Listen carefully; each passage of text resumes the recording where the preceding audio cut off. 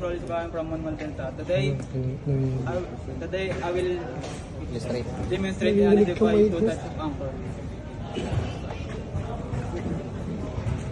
We have, this is old fashioned.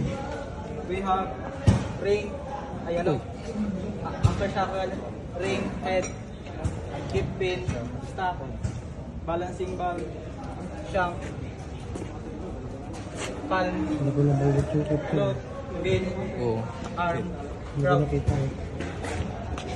And in the next stockless anchor. We have anchor shackle, shank, float,